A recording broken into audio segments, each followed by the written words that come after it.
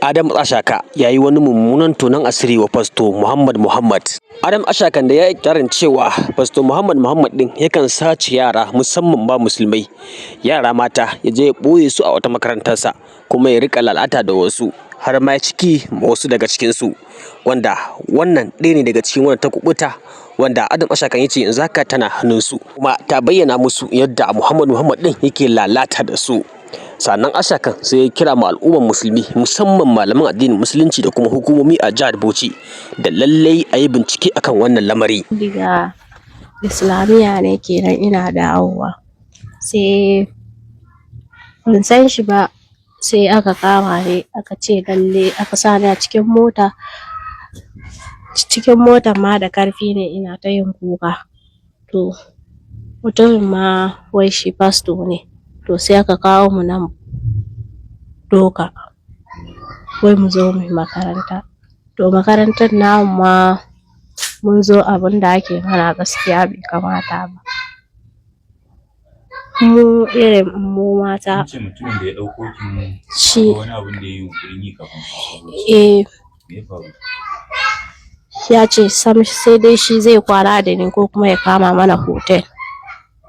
Ministan Muhammad Bishara dole a nan Bauchi ko? A'udhu billahi minash shaitanir rajim. Bismillahir rahmanir rahim. So yan uwa, kamar yadda kuka saurara daga bakin wannan bayar Allah da kuke gani gudowa suka yi daga makarantar Muhammad Bishara dole wanda yake cikin garin Bauchi a angon Yalwa, su biyu suka gudu.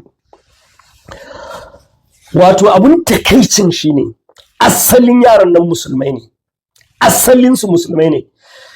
Za ku ji suna cewa za su je Islamiyya, aka kama su da ƙarfi aka sa su a mota, aka zo aka ajiye su a makarantar Muhammad Bishara dole a cikin garin Bauchi a angon Yalwa. Yarinyar ta ce ya kai sau 3 suna attempting din su gudu, Allah bai ba su nasara ba wannan karo. Yan uwa suka kira daga cikin garin Bauchi, Malam Suleiman Bauchi yake bani labarin ga wa'insu bayan Allah guda biyu sun gudo daga makarantar Muhammad Bishara dole. Yana gaya min instantly na buga mota na kama hanyar Bauchi, yana gaya min na kama hanyar Bauchi saboda in je in gansu in yi magana da su, saboda dama akwai abubuwan da muke tunanin suna tafiya ba daidai ba a wannan makarantar. Saboda ba zan iya tuna ba, wata mata a cikin garin Gombe mun taba waya da ita lokacin muna Jalingo, take gaya min akwai ɗanta ko shekara 18 bai ba, da ƙarfi aka kama shi aka aje shi a cikin wannan makarantar Muhammad Bishara dole, ko balaga bai wallahi suka aje shi. Sannan ba zan manta ba lokacin da Usman ya musulunta muka kai shi wurin mahaifiyar shi a Danja. Mahaifiyar ta ce almajiranci ta kai shi, su 4 yan garin aka kai su almajiranci. Daga almajiranci ba a sake jin labarin ba, sun bata can kawai aka ji sun koma addinin Christianity. So saboda haka ba yanzu Kiristoci suka fara yin wannan abubuwan ba, a samu yara marasa galihu almajirai a ɗebe su a je a ajiye su wani wurin, babu ma yanda za a yi ka gudu.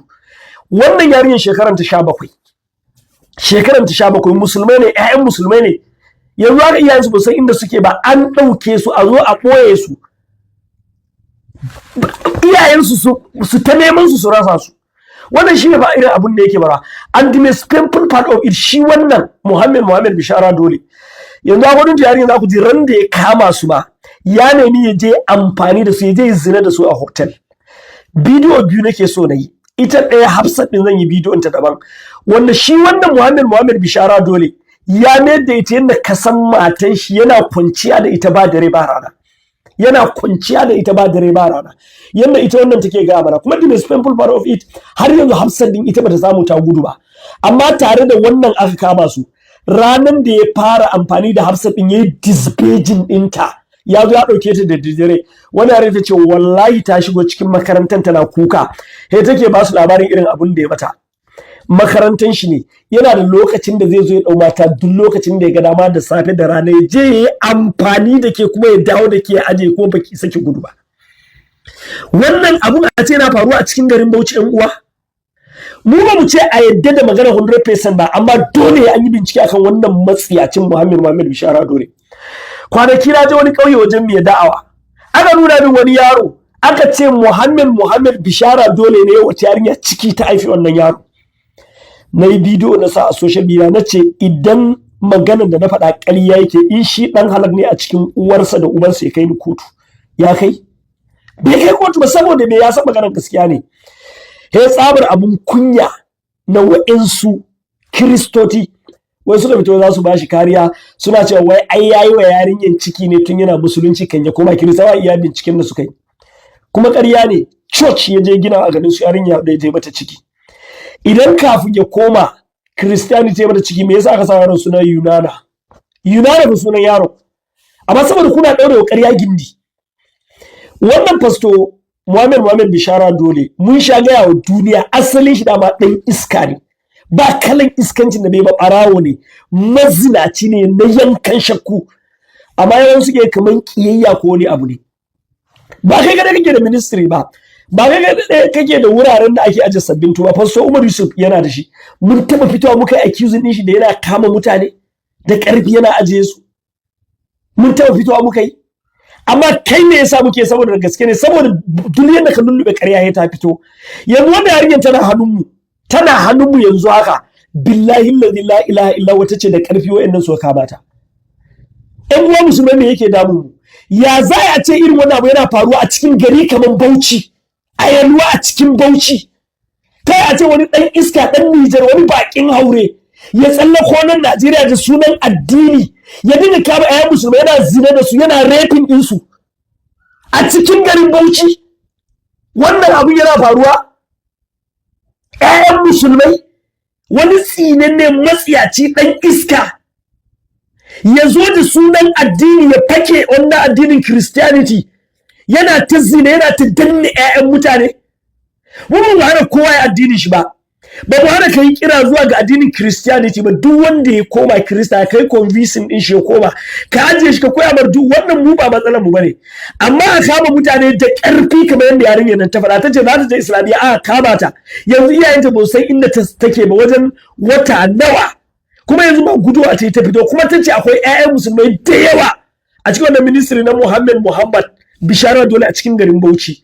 Saboda haka billahi la ilaha illa huwa ba za mu bar wannan abin ya dinga ta faruwa ba. Saboda haka ina kira ga manyan malamin Bauchi da 'yan siyasa da cikin garin Bauchi da sarakanan gargajiya da cikin garin Bauchi, wannan yarinyar tana hannunmu. Muna kira a yi bincike akan wannan abu. A yi bincike, ba mu ce a yadda ba, amma ku zo a yi bincike.